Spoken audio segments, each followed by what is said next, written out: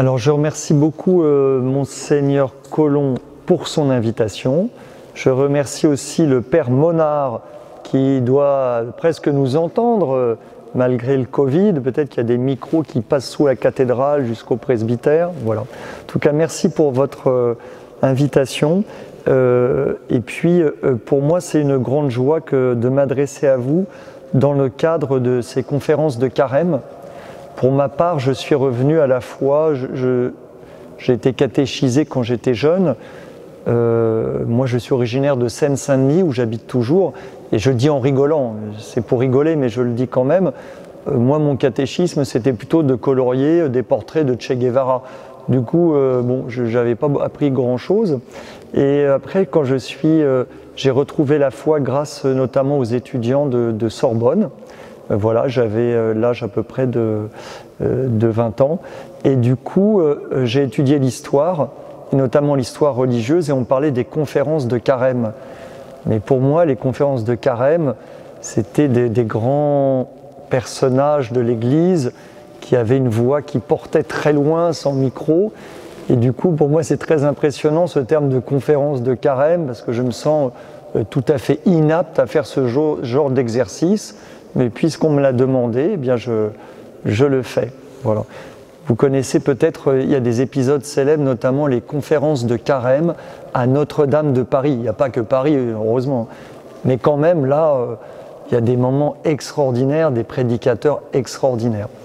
Et le but quand même, et qui est le vôtre aussi dans ces conférences de carême, c'est essayer de nous mettre devant Dieu, devant ses exigences et surtout en fait devant son appel, parce qu'on a tendance un peu comme Jonas de partir à peu près dans le sens opposé que le Seigneur nous a indiqué. Vous voyez, c'est comme si Madame, le Seigneur vous disait « Allez, vous partez plein sud, je te demande de partir plein sud ».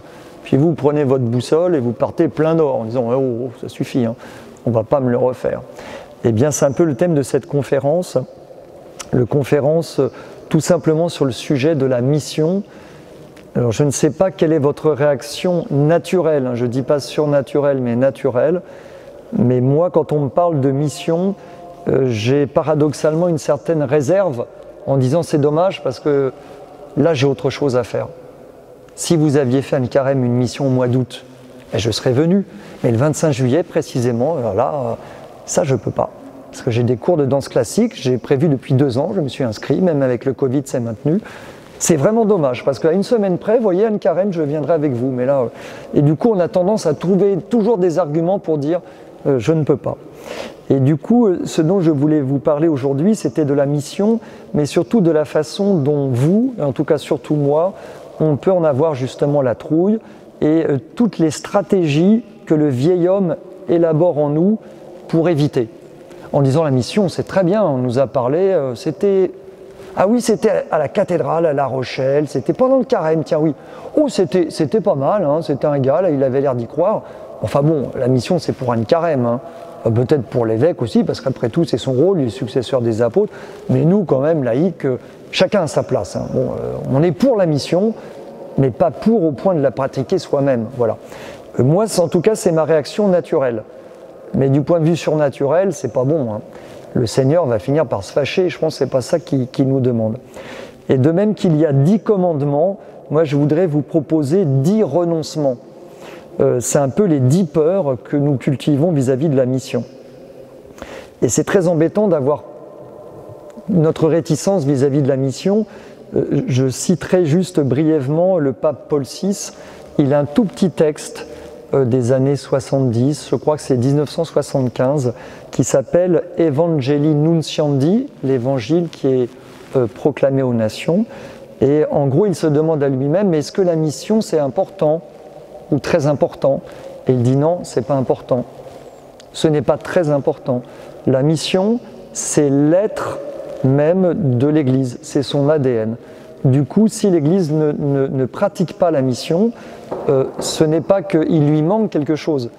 J'interrogeais un dominicain qui me disait ah non, attention, si l'Église ne vit pas la mission, en fait, elle disparaît. Alors on va dire mais non, quand même toutes les paroisses, les cathédrales de nos pays, tout ce patrimoine religieux fantastique Moi j'aime beaucoup, je suis historien. Eh bien, lui, ce dominicain disait un mot très dur que j'ose reprendre. Il dit en fait, si la mission disparaît, l'Église meurt, et donc ce qui reste de nous, c'est un squelette. Je suis un peu dur. Et il ajoutait, c'est très dur, c'est un cadavre. Et il faudrait faire attention que dans notre très beau pays qui est la France, fille aînée de l'Église, il ne faudrait pas qu'il reste de cette fille aînée de l'Église, je pousse un peu, qu'un squelette en disant mais quel magnifique squelette, c'est comme quand on va au muséum d'histoire naturelle, en tout cas à Paris c'est comme ça, il y a un magnifique squelette de tyrannosaure. On se dit, oh là là, quel diplodocus, pardon. On se dit, quelle bestiole extraordinaire. Mais bon, le diplodocus, il a disparu. Et donc, il ne faudrait pas qu'un jour, où pour nos enfants ou nos petits-enfants, eh bien, il ne reste de l'Église qu'un squelette magnifique, mais qu'un squelette. Et du coup, la peur que nous avons, Jésus lui-même, quand même, l'a éprouvé. Ce matin, dans l'Évangile qui était très riche, je ne sais pas si vous vous souvenez, à un moment donné, le Seigneur nous fait une petite confidence. C'est une confidence vraiment très forte parce qu'il dit « Mon âme est bouleversée ». Donc même le Seigneur a connu des moments de grande peur, voire même d'angoisse. Et c'est une angoisse par rapport justement à sa mission, à la mission que le Père lui a donnée. Et moi je trouve ça complètement libérant. Si même le Seigneur, dans son humanité, a eu peur, on dit même à Gethsémani qu'il a eu des sueurs de sang. Et je ne sais pas si certains ici sont médecins ou une formation médicale, il paraît que lors des stress intenses, on peut avoir des sueurs de sang.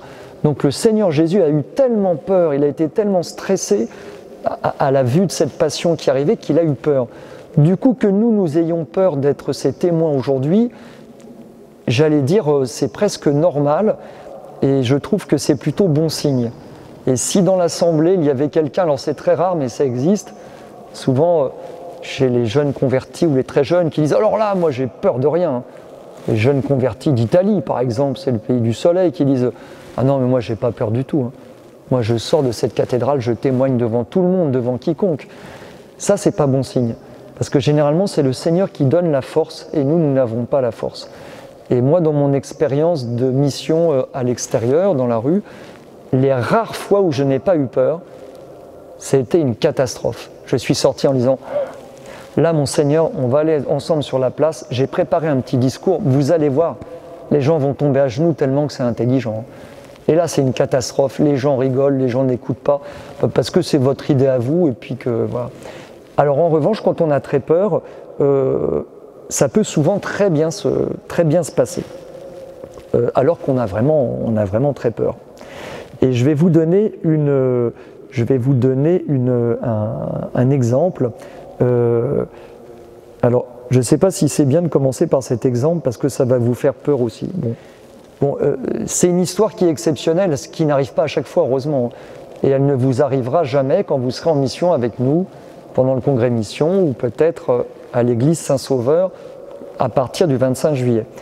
Donc on a fait pas mal de missions à l'invitation des paroisses et des évêques, et là c'était une paroisse qui se trouvait près du Lion de Denfert-Rochefort, une très belle petite rue, alors moins beau que chez vous, mais une petite rue piétonne très jolie qui s'appelle rue Daguerre, avec des petits commerçants, des fromagers, etc. Et du coup, nous, notre technique, entre guillemets, s'il y a on est 2 par 2, on est 10, 15, 20, on est 2 par 2, et puis sans micro, sans rien. Il y a un panneau où on a l'image du pape, l'image de la Vierge, et puis il y a quelqu'un qui monte sur une caisse ou un tabouret et qui improvise sur le thème de l'amour de Dieu. Et donc on s'adresse aux passants. C'est un peu étonnant, mais finalement, entre guillemets, ça marche bien. Et puis, il y a quelqu'un qui passe, qui était un homme assez musclé, assez trapu, et il passe, mais on ne fait pas attention parce qu'il y a beaucoup de gens qui passent, et malheureusement, ils ne s'arrêtent pas tous. Et lui s'arrête net. Alors moi, je me dis, super, il y en a un qui s'arrête, au moins qui écoute. Et il me dit, donc je vois bien qu'il est trapu et assez déterminé, il me regarde droit en face et il me dit, maintenant, tu vas te taire. Bon, moi je suis très embêté, je suis envoyé par le curé pour parler, moi j'ai rien, je peux faire tout mais pas me taire, c'est la mission qu'on m'a donnée. Et je lui ai dit gentiment, bah non, c'est pas possible. Et je n'avais pas bien compris pourquoi il s'était arrêté aussi nettement. C'est parce que c'était un moment où c'était une improvisation sur l'amour de Dieu, mais sur l'amour du Père, Abba, Père, notre Papa, qui est au ciel. Et donc je continue sur ce thème-là, et le monsieur s'énerve, et dit « Tu n'as pas le droit de dire ça. Tu t'arrêtes. Tu n'as pas le droit. » En fait, c'était ce que je disais qui le blessait, mais je ne comprenais pas pourquoi c'était blessant de dire qu'on avait un papa au ciel. Moi qui venais de l'athéisme, je trouvais ça génial d'avoir un papa au ciel. Et du coup, ce monsieur, donc j'ai découvert après que c'était un militaire, il avait fait l'opération Desert Storm. Vous savez, la guerre avec les États-Unis pour pousser dehors monsieur Saddam Hussein. Et en tout cas, c'était un peu le gars fort spécial.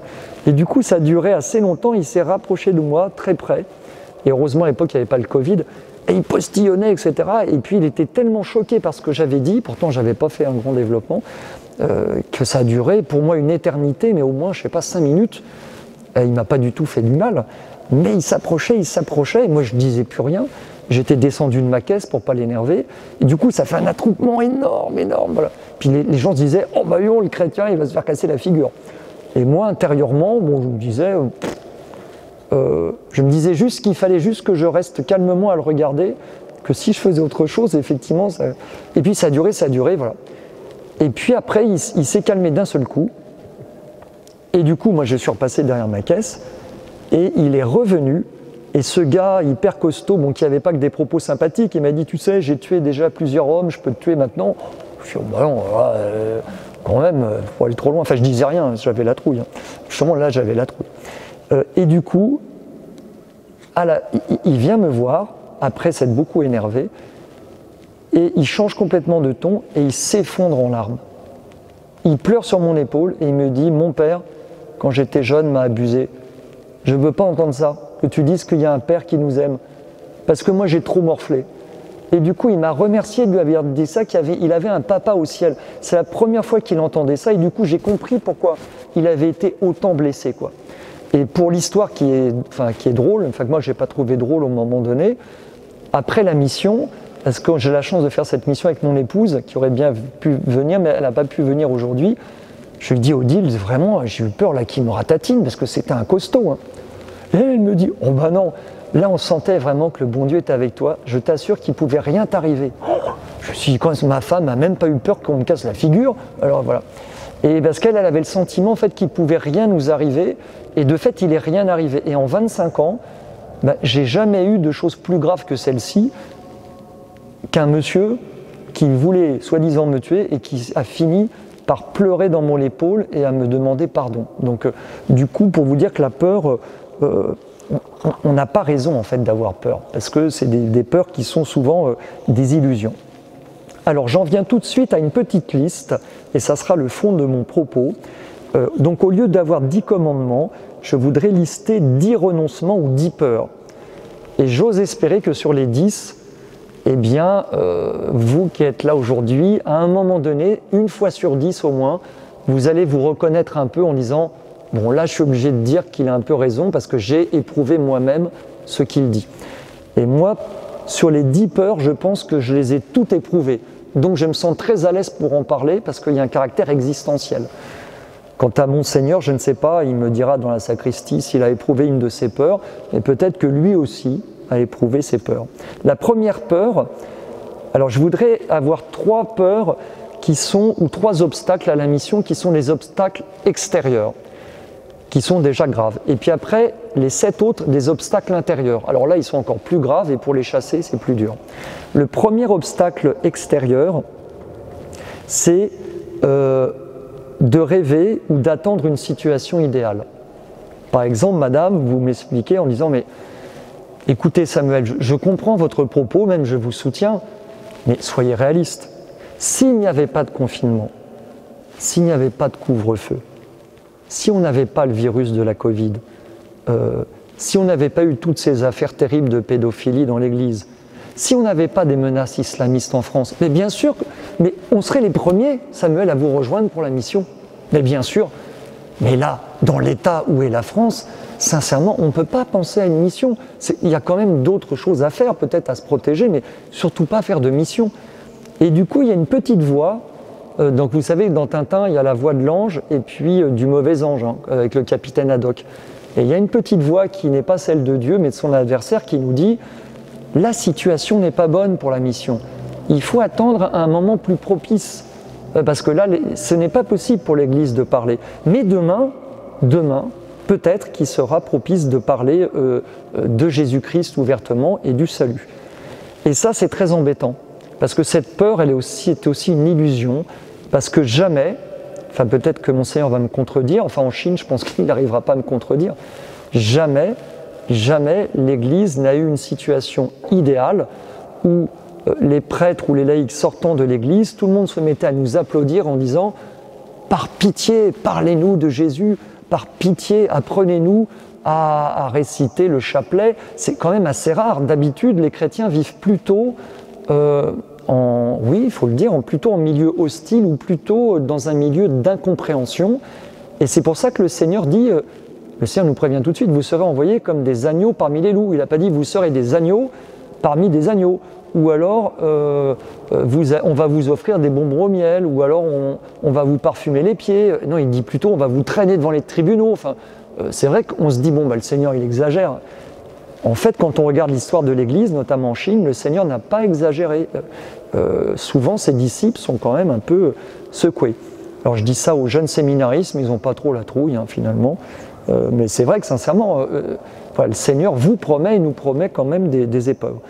Deuxième obstacle extérieur. Donc, le premier, c'est de dire, bon, situation idéale, on y va, mais sinon, on attend. Ben là, on va attendre longtemps, et l'Église n'aurait jamais parlé. Imaginez que l'Église attende la fin des persécutions pour parler. Constantin ne serait jamais devenu chrétien, hein. Et puis on n'aura jamais eu Clovis qui serait baptisé, et voilà, et voilà. Deuxième obstacle, c'est de dire, oui, bien, il faut que les gens quand même en aient besoin, et il faut, deuxième obstacle, il faut que les résistances des gens cessent. On ne peut pas aller parler à des gens qui n'ont pas envie d'entendre.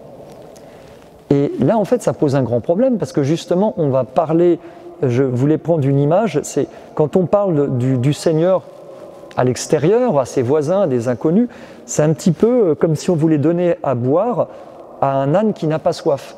Je ne sais pas si vous avez déjà essayé de manipuler un âne quand il a son... Si vous voulez le faire aller à droite et qu'il veut aller à gauche, il ne bouge plus, hein. Et si vous voulez le faire boire, et je ne sais pas s'il y a beaucoup des ânes au Salvador, hein, mais ça...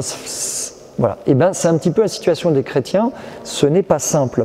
Et du coup, on se dit, quand il n'y aura plus de résistance, nous deviendrons missionnaires.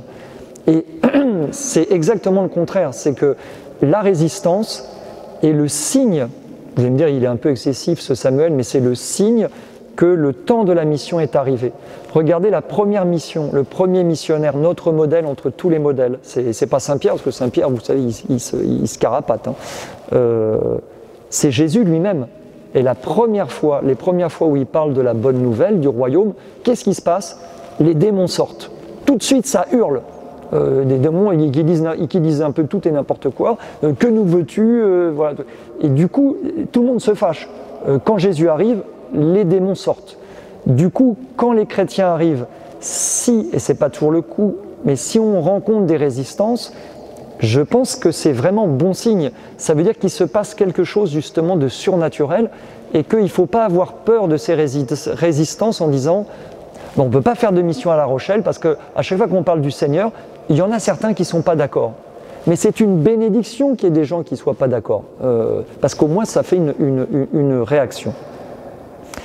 Troisième obstacle extérieur, alors celui-là je vous accorde qu'il est très très dur. C'est l'indifférence.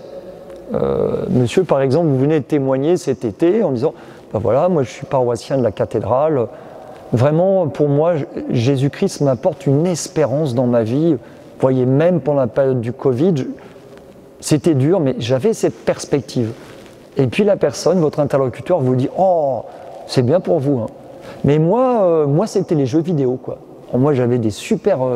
Et puis j'ai regardé des séries, quoi. Là, sur Netflix, je me suis abonné, et puis je regardais des séries, puis il vous dit toute la suite des séries. Et moi, alors pour le coup, moi j'ai un bon souvenir du confinement, parce que j'ai pu regarder toutes mes séries Netflix, et du coup, à l'intérieur, vous vous dites, alors ce monsieur est en train de mettre une série Netflix à la même hauteur que Jésus-Christ. Bah oui, parce qu'il ne connaît pas encore Jésus-Christ. Et du coup, vous vous dites, mais comment est-ce que c'est possible d'avoir à la fois cette ignorance, cette indifférence? Et bien ça, c'est vraiment effectivement difficile comme obstacle à vaincre. Et on a envie de dire au Seigneur, bon, on va jeter l'éponge, parce qu'on parle de toi, et puis on a beaucoup de gens qui sont, pas méchants, mais indifférents, en disant, ben, c'est votre truc, c'est bien, on vous respecte. Ah, ma sœur, vous portez un voile, vous avez donné toute votre vie à Dieu, c'est vrai que vous avez donné beaucoup, parce que c'est toute votre vie, donc là, vous ne pouvez pas donner plus. Ben, écoutez, c'est votre truc, c'est bien. Vous savez, nous, on est tolérants, on vous respecte. Et pas un seul instant, vous avez l'impression que votre interlocuteur comprend que si vous lui avez donné votre vie, votre amour, vous avez tout sacrifié par amour pour lui, c'est quand même que c'est un grand trésor. Vous n'avez pas juste fait des économies pour vous acheter une belle Ferrari, parce que même une Ferrari, ça coûte quand même moins cher qu'une vie de religieux ou de prêtre qui donne tout. Ça coûte encore plus cher qu'une Ferrari. Qu'est-ce qu'on peut donner de plus, mon père, que sa vie? Voilà. Et du coup, l'indifférence, c'est très dur à vaincre. Le fondateur de notre communauté, c'est dans les années 80, il est toujours de ce monde, il prend souvent une image par rapport à l'indifférence. Il dit, il faut demander, il faut supplier le Saint-Esprit de nous éclairer sur la bonne parole que nous pourrons dire pour rentrer dans ce qui ressemble un peu à une forteresse qui nous semble peut-être pas hostile mais indifférente. Et il fait allusion à ce beau passage de la Bible avec les Hébreux qui tournent autour des murailles de Jéricho. Et si vous vous souvenez, ils tournent 7 fois. Ça aurait été plus simple que les armées arrivent, madame, en disant toc toc toc, nous sommes les Hébreux, notre patron c'est Yahvé Sabaoth, le Seigneur des armées, donc on compte jusqu'à 5 et vous ouvrez, sinon on pulvérise tout, quoi. C'est Dieu qui est... Et non, c'était plus difficile puisqu'il a fallu faire 7 fois le tour pour que les murailles à la fin quand même s'écroulent. Et du coup, moi l'expérience que j'ai pu faire, et je pense que d'autres pourraient le dire, c'est que parfois, face à l'indifférence, si on persévère et si on prie, il y a toujours des gens qui prient dans la mission, hein. On est d'ailleurs, on est deux, on n'est jamais seul, hein. Et puis il y a des gens qui prient dans une église pas loin. Eh bien, ce qui est beau, c'est que parfois, souvent, le Seigneur nous montre, nous laisse entendre quelle sera la parole qui peut-être sera la bonne porte d'entrée pour nous, pour rentrer en dialogue avec cette personne. Alors que si nous, on vient avec notre idée, en disant, je vais vous prendre par exemple une très bonne idée, on va lui parler des martyrs, des prêtres martyrs de l'île Madame. Moi je trouve ça me fait pleurer, je trouve ça fantastique. Mais c'est peut-être pas la bonne porte d'entrée pour cette personne. Imaginez si vous tombez sur un monsieur ou une dame, mais vraiment anticlérical, qui dirige depuis 53 ans une loge à La Rochelle ou ailleurs, et vous lui dites « c'est quand même émouvant, hein, ces prêtres qui ont été déportés, etc. » Il vous dira « bon, bah, ce qui est dommage, c'est qu'on n'en ait pas déporté plus. » Bon, alors vous dire « oh, alors ça, c'est pas la bonne porte d'entrée. Voilà. » Et puis là, ça va... Et donc, quelle sera la porte pour ce monsieur ou cette dame? Je ne sais pas. Mais le Seigneur Saint-Esprit, lui, sait, et il peut nous éclairer. Dans le temps qui reste, je voudrais aller plus vite et vous citer des obstacles intérieurs. Alors, je ne les ai pas tous écrits, hein, il y en a beaucoup. Mais ceux-là, à mon avis, doivent correspondre peut-être à des choses que vous avez vécues ou que vous vivrez lors d'une mission. Parmi ces 7 obstacles intérieurs, le premier, c'est tout simplement la peur panique, en disant « ah non, maintenant que c'est arrivé, Seigneur, bah non, là, j'y vais plus. » Parce que par exemple, quand nous on fait de la mission, on fait souvent ça le samedi après-midi, parce que la plupart d'entre nous, nous travaillons, et le samedi après-midi à Paris, et ici aussi, c'est souvent un jour où les gens se baladent, enfin bon, avec le Covid, mais sinon, ils se baladent, ils font des courses. Avec ma femme, par exemple, on était envoyé en mission depuis plusieurs années, place d'Italie, un grand centre commercial, donc là on est sûr de voir des gens. Et c'est bizarre, comme à chaque fois la veille, ça va à peu près, le matin, le midi ça va un peu moins bien, et le soir j'ai tout le temps quelque chose de très important à faire à l'heure de la mission. En disant mais tant de Gudule quand même, oh, mais ça fait au moins 3 ans que je ne l'ai pas vue, là il faut absolument que je la voie demain, ça je sens vraiment. Et puis vous avez un stress qui monte, Et puis une petite voix intérieure qui n'est pas celle de Dieu qui vous dit non, non mais sincèrement, tu as vu ton état de santé, tu as vu ta fatigue, c'est pas raisonnable. Et puis tu as vu le temps qu'il va faire demain, ils annoncent de la neige. C'est pas raisonnable d'aller, non. Et puis et tes enfants, ils ont besoin de toi pour les devoirs, etc. Non. C'est pas raisonnable d'aller à la mission. Et en fait, nous, ce qui nous retient à N-Carême, c'est que devant Dieu, nous prenons un engagement en disant Seigneur, on ne te donne pas grand-chose, mais on va te donner, par exemple, sur une année, c'est une fois par mois. Donc c'est beaucoup, mais à chaque fois, c'est 2-3 heures, hein, c'est pas grand-chose. Et du coup, nos aumôniers nous disent, en fait, vous donnez ça au bon Dieu, et lui, il se débrouille. Donc ne vous demandez pas si c'est un bon jour ou une bonne heure, etc. Vous lui avez donné, et c'est à lui de faire fructifier. Mais malgré ça, c'est quand même difficile, et moi, en tout cas, j'ai souvent une peur panique. Et je voulais vous raconter, sans être trop long, une petite histoire sur souvent les peurs paniques que nous avons, qui sont des peurs qui sont un peu quasi diaboliques parce qu'elles n'ont aucun rapport avec la réalité. Pendant de nombreuses années, j'avais un voisin qui est décédé maintenant, qui était alcoolique. Et ce voisin, j'avais beau faire des missions à Paris ou à l'extérieur, je n'avais jamais osé lui parler de Dieu parce que je me suis dit, c'est un garçon violent, ça va pas l'intéresser, vu sa tête et tout, si je lui parle de Dieu, c'est pas du tout son truc. Et un jour, je ne sais pas pourquoi, un peu peut-être par l'honneur de Dieu, je me suis dit, c'est ton voisin depuis plusieurs années, tu lui as jamais dit que tu étais chrétien, tu lui as jamais dit une parole intéressante, tu as juste parlé avec lui parce qu'on se disputait pour savoir à quel endroit mettre les poubelles, enfin c'était des choses quand même pas très élevées, des discussions entre voisins, quoi, pas trop. Et un jour, je prends mon courage à deux mains, et alors, j'ai voulu l'inviter à un pèlerinage. Et j'ai commencé à parler, et j'ai eu tellement la trouille que j'ai détourné la phrase. Je lui ai dit, tu voudrais pas, dans quelques semaines, on fait un truc à la campagne, c'est une marche. Oh, il dit, j'en ai rien à faire, toi, une marche à la campagne, j'en ai rien à faire. Et intérieurement, j'ai dit au Seigneur, tu vois bien que tout ça. Et il me répond, il continue sa phrase, et il n'était pas saoul à ce moment-là, il était tout à fait bien, genre. Et il continue en me disant, moi, c'est tes trucs, j'en ai rien à foutre. Moi, ce qui m'intéresse, c'est la prière. On lui dit, mais c'est un pèlerinage, c'est un truc, on prie tout le temps. Alors là, on prie, on marche, on prie. Elle a dit, ah ouais, ça m'intéresse. Et j'ai découvert après, du coup, il a fait un formidable chemin. Et j'ai découvert ce garçon était enfant de chœur. Il venait de Clermont-Ferrand, enfin d'Auvergne. Et en fait, ce qu'il attendait depuis plusieurs années, parce qu'il était malheureux, parce qu'il buvait, etc., mais il attendait depuis plusieurs années qu'un chrétien aille juste l'inviter à renouer avec ce temps béni où il était servant de messe. Et du coup, j'ai vu de mes yeux ce garçon, qui est resté alcoolique, mais qui a essayé de s'amender, redevenir à 40, 45 ans servant de messe. Et là, je me suis dit, Seigneur, tu vois ce que cette fichue trouille a pu faire?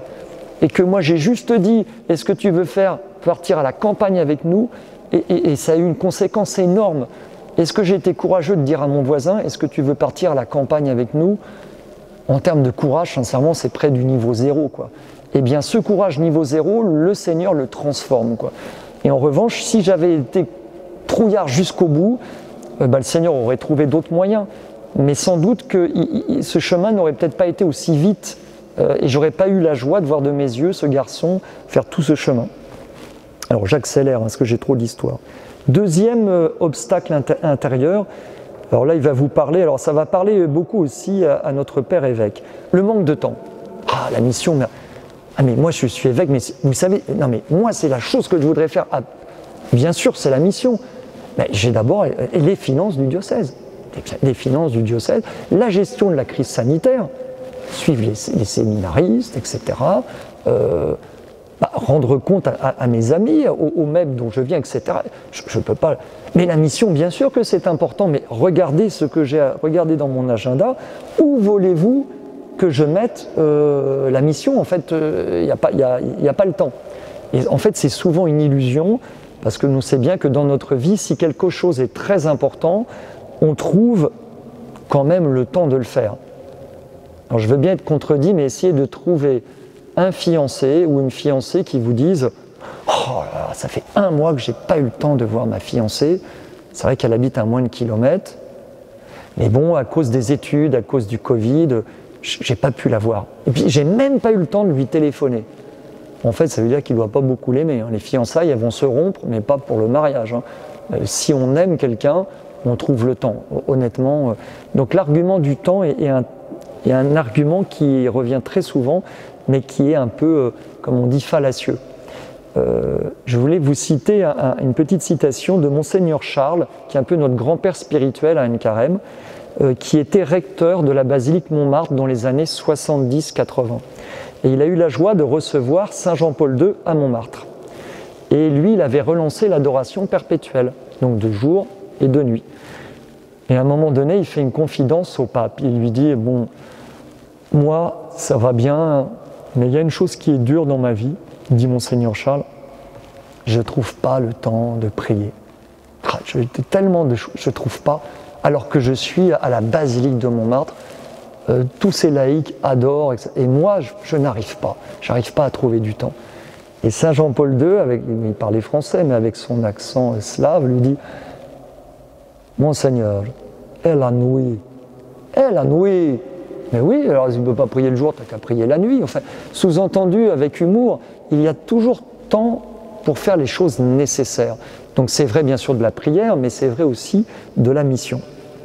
Troisième argument, qui là est un argument assez costaud, et là vous allez vous dire, bon là sincèrement, il est obligé de dire que c'est un argument sérieux, c'est celui de notre ignorance ou de notre manque de formation. En disant, bon, si jamais je pars en mission cet été et puis que je tombe sur une dame très cultivée qui me dit, oui, mais c'est au IVe siècle qu'on a inventé le dogme de la Trinité, bon, je ne sais pas le truc, hein, je ne connais pas par cœur le concile de Nicée, de Chalcédoine, et du coup, je vais faire une formation avec Monseigneur Colomb, qui va durer 1 an, 2 ans, 3 ans, 4 ans, et puis quand on aura étudié tous les conciles de l'Église catholique jusqu'au Vatican II, et bien là, je pourrais être missionnaire. Enfin, madame, le temps que vous fassiez tous les conciles de l'Église, vous sachiez tout par ailleurs, le Christ sera revenu dans sa gloire et vous n'aurez pas pu commencer la mission. Si on attend de tout savoir, en fait, on n'arrivera pas à être missionnaire. Alors, en revanche, il y a quelque chose de très important, on est missionnaire. D'abord, on a une intention qui est assez simple et claire, c'est dire avec nos mots ce que l'Église enseigne. Ni plus ni moins. Mais enfin, c'est quand même déjà beaucoup. Et pour le ramasser, il y a un mot un petit peu compliqué ancien qui s'appelle kérygme. C'est le noyau de la foi qui est de dire le Seigneur Jésus est mort sur la croix par amour. Il est mort par amour pour nous et il nous a sauvés. Ça, c'est vraiment... Alors, c'est vrai que si ça, on n'est pas formé à ça, là on ne peut pas être missionnaire. Mais ça, sincèrement, tout missionnaire est quand même capable de comprendre que le mystère pascal que nous préparons, c'est vraiment la colonne vertébrale du christianisme. Et notre expérience, à laquelle vous n'allez peut-être pas penser directement, c'est que peut-être que le meilleur des catéchismes, c'est la mission, au sens où nous recevons les questions, les attentes, voire les objections de nos contemporains, qui diront à Amos, toi tu as eu un appel bizarre, mais nous on n'est pas sûr d'avoir cet appel de Dieu, tu sacrifies tout parce que tu veux être prêtre, bon, après tout c'est ton truc, mais c'est pas normal de sacrifier toute sa vie pour Dieu. Ça c'est une vraie question. Et il ne suffira pas de lire la page 732 du catéchisme en disant, voilà, il faudra que tu sortes de tes tripes ou de ton cœur la raison pour laquelle tu as entendu cet appel de Dieu à devenir prêtre et pourquoi est-ce que tu as envie de le suivre.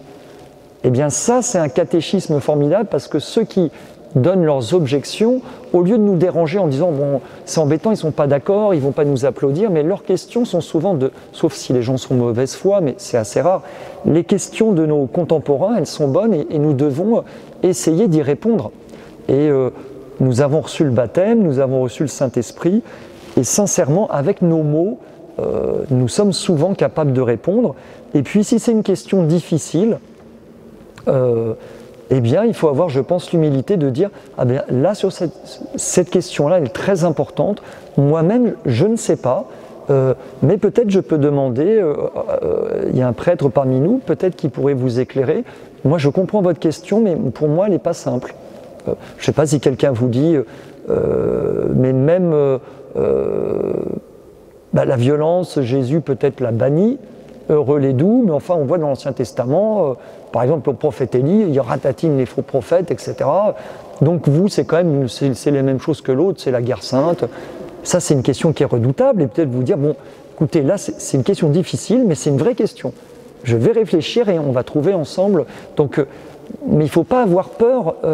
Enfin, toute question est bonne dans la mesure où, si nous marchons ensemble vers la vérité, ben, en fait, on arrivera ensemble vers la vérité. Donc, même si cette question nous déstabilise, si on cherche ensemble la vérité, ça sera toujours bénéfice pour nous et pour l'autre. Parce qu'on peut dire, ah, oulala, c'est une bonne question, il va me déstabiliser, peut-être qu'il va montrer que j'ai faux. Mais au contraire, si quelqu'un me persuade que toute notre religion est une invention, s'il le fait au nom de la vérité, eh bien, entre guillemets, j'en serais content, parce que si c'est au nom de la vérité, mais nous, en fait, si nous suivons Jésus, c'est parce que nous savons que c'est vrai, justement, et on n'a pas à avoir peur de la vérité. Et je termine avec les 4, 5, 6, 7. Quatrième, le respect humain. Vous voyez ce que ça veut dire ? On se dit, bon, on ne va pas faire ça parce que ça va déranger ou on va sembler être impoli. Et là, je voulais vous raconter une petite histoire drôle. C'est aussi rue Daguerre, là, près du Lion d'Enfer Rochereau. C'était pendant la période de l'Avent. Et donc, il y avait des Pères Noël qui se déguisaient en Père Noël. Et j'avais commencé cette prédication sur ma caisse et il y a un Père Noël qui vient vers moi. Et du coup, là, je sens intérieurement un sentiment énorme de ridicule. Parce que d'abord, j'avais la trouille, je monte sur ma caisse et il y a un Père Noël qui arrive. Et intérieurement, je dis au Seigneur, ça suffit. Hein. Parce que déjà, moi, je viens pour toi. Alors, si maintenant, il faut qu'on fasse avec les Pères Noël et tout, c'est trop, quoi. Il faut que tu nous aides. Enfin, je râle intérieurement. Et le Père Noël arrive, déguisé en Père Noël, hein, un vrai Père Noël. Et le Père Noël s'arrête. Oh, je me dis, en plus, il s'arrête, mince. Et puis, il m'écoute. Alors moi, je ne sais plus de quoi je parlais, mais je me suis dit, bon, me parler de Jésus-Christ à un Père Noël, c'est trop ridicule. Je suis ici, il y avait des gens qui me connaissent, qui me voient parler de Jésus à un Père Noël, enfin même mes gamins vont rigoler, quoi. C'est gaguesque, ça pourrait être un film, un gag. Mais il écoute, et il se rapproche de moi. Et comme c'est une caisse, c'est grand, il s'assoit sur la caisse. Oh, je suis, oh, Seigneur, je dis, il faut que tu arrêtes cette torture, je ne sais pas comment, je ne peux pas lui dire de s'en aller. Et je sens que le Père Noël, et quelque chose se passe de bizarre. Et il me prend la main. Oh, je dis, Seigneur, oh non, c'est trop ridicule, ça suffit. Mais je continue quand même. Je me dis, bon, après tout, parce que nous, notre mystique, c'est comme on est envoyé par l'Église, tel jour, telle heure, ben, on y va, puis advienne que pourra, quoi. Et là, je me suis dit, vraiment, là, c'est le jour loupé, quoi. Vraiment, là, on ne peut pas faire louper. Je remarque que le Père Noël se met à pleurer. Je dis, mince, c'est quoi ? Il n'a aucune raison de pleurer. Moi, je pensais qu'il allait plutôt rigoler à cause de ce que je racontais. Et ce Père Noël, en fait, c'était un sans-abri qui faisait ça pour gagner un peu de sous et qui était ami de la paroisse, en fait. Et il me demande, est-ce que je peux témoigner ? Et là, je me dis, en fait, c'est peut-être quelqu'un qui va témoigner en fait de Jésus-Christ. Ça me paraissait complètement dingue, cette histoire. Mais je sentais bien qu'il pleurait, et qu'il pleurait parce qu'on était envoyé par le Christ. Du coup, je descends de ma caisse. Et là, je sens qu'il n'y a plus du tout de ridicule. Je sens qu'il va y avoir un truc miraculeux, quasiment. Et il y a mon Père Noël qui enlève sa barbe, mais qui est en Père Noël, et qui raconte à tout le monde. Alors là, il y a un attroupement dingue, parce qu'il y a un Père Noël sur la caisse, avec le panneau, avec le pape, la Sainte Vierge et tout. Donc là, c'est même plus un gag, c'est un truc où on se dit, jusqu'où ça va aller. Et le Père Noël, je fais court, raconte comment il avait voulu se suicider, se jeter dans la Seine, et qu'il avait rencontré un vicaire de la paroisse, qui lui avait dit, il faut que tu viennes voir la crèche. Et il lui avait dit, je ne suis pas digne de la crèche, je suis un sale type. Et il lui avait dit, si, tu es digne. Il dit, non, je ne peux pas m'approcher du petit Jésus. Il dit, c'est pas grave, tu vas venir avec moi, on va se mettre au fond, là où c'est tout noir, derrière les bergers, derrière les moutons. Et il a dit, ça, je veux bien. Et c'est à ce moment-là qu'il s'est converti, ou reconverti, parce qu'il a compris la miséricorde de Dieu. Du coup, il a raconté ça en pleine rue, et moi, je suis passé de cet obstacle, donc le respect humain, et j'ai compris en fait qu'il faut souvent rompre le respect humain. Parce que si on arrive à piétiner un petit peu son respect humain, ben le Seigneur peut agir. Alors que bien sûr on est ridicule, mais le Seigneur se sert aussi de notre désir de vaincre le respect humain par amour de lui. Et combien de fois Saint Paul nous dit que la sagesse de Dieu est folie pour les hommes. Eh bien c'est un peu l'expérience qu'on fait dans la mission. Et je termine avec la fatigue. Bon, ça c'est assez simple. Qui d'entre nous n'a pas été fatigué en disant là je ne peux pas aller en mission parce que je suis trop fatigué, mais si je recouvre la santé ou si je me repose un jour, je serai missionnaire. En fait, la fatigue n'est pas un argument absolu, et je vous donne un exemple, mais qui n'est pas du tout une démonstration. Mais quand même, avec mon épouse, ça fait 25 ans qu'on pratique cet exercice, donc tous les mois. Et bien sûr que j'ai été de nombreuses fois malade, évidemment. Mais comme par hasard, j'ai jamais été malade ces samedis après-midi. J'ai souvent été malade avant ou après, mais jamais. Voilà. Et je me suis dit, bon, c'est le Seigneur qui se dit, bon. Puis, voilà. Et je regarde là, tac. Donc la fatigue comme obstacle intérieur. Il y a un passage dans l'Évangile que j'aime beaucoup où les apôtres suivent Jésus, et c'est très bien, et ils n'ont même pas le temps de manger, quoi. On se dit vraiment, c'est pas sérieux, Seigneur, enfin, il faudra quand même que tu t'occupes d'eux. Alors c'est vrai qu'à un moment donné, il dit, venez avec moi, on va partir en retrait. Mais c'est le moment où le Seigneur regarde les foules, et puis finalement, au lieu de partir, je crois qu'il reste. Et puis ça continue, ils n'ont pas le temps de... Voilà. Donc c'est vrai que le Seigneur, des fois, entre guillemets, nous fatigue. Parce que suivre le Seigneur, c'est pas effectivement une sinécure, c'est pas quelque chose entre guillemets de reposant, ou alors c'est un repos intérieur. Mais c'est vrai que c'est fatigant. Et j'avais aussi une formule qu'on m'avait donnée, c'était que un prêtre qui sert le Seigneur ne s'use pas, mais un prêtre qui ne sert pas le Seigneur, en fait, il s'use. Alors, je ne sais pas ce qu'en prennent les futurs prêtres ou les prêtres, mais je pense que c'est très vrai, et c'est vrai aussi pour les baptisés, en fait. On s'use quand on ne sert pas.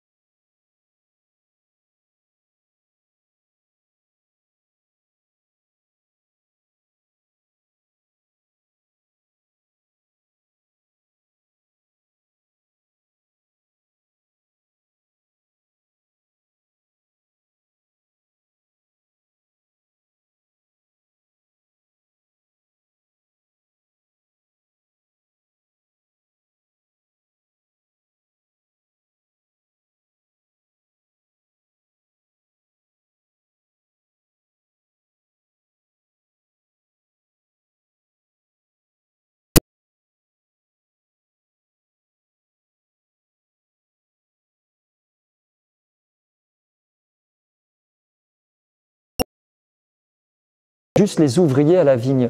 Et c'est lui qui nous utilise au mieux de nos capacités. Et je termine avec une petite histoire. Donc je suis journaliste à Famille Chrétienne et j'ai la joie de temps en temps d'embaucher de nouveaux journalistes. Il y a quelques années, j'embauche un garçon qui s'appelle Emmanuel, que je ne connaissais pas, mais en fait lui me connaissait. On commence à travailler ensemble et puis finalement son contrat est confirmé. Et plusieurs mois après, il me prend à part, il me dit est-ce qu'il y a quelques années tu n'étais pas au Halles sur la fontaine des Innocents? Alors moi j'ai dit oui parce qu'en fait c'était un lieu de mission avec mon épouse. À l'époque c'était vraiment un endroit terrifiant dans Paris avec des punks, enfin des gens. Et on avait choisi cet endroit-là parce qu'on se disait c'est l'endroit où il y a le plus de gens bousillés, donc c'est sans doute là où le Seigneur a envie d'aller, quoi. Et je lui dis bah oui, moi je faisais de la mission avec mon épouse à cet endroit. Et il me raconte cette histoire de dingue. Il avait commencé à cheminer, il était agnostique, il avait commencé à cheminer vers Jésus-Christ grâce à une rencontre avec des évangéliques, mais il ne savait pas trop comment aller plus loin. Et il m'avait vu de loin, sur un tabouret, prêchant au milieu de cette faune complètement bigarrée des Halles, et il s'est dit, ce gars est complètement dingue, il y a une chance sur 1 million pour que ce qu'il dit soit vrai. Mais si c'était vrai, et du coup ce que je prêchais c'était hyper simple, c'était que le Seigneur était sorti de son tombeau, était sorti du cimetière vivant. Et du coup il s'était arrêté, ça ne l'avait pas converti de façon miraculeuse, mais ça l'avait remis en route en disant c'est dingue de proclamer ce que lui ne connaissait pas bien à l'époque, c'était la résurrection de Jésus.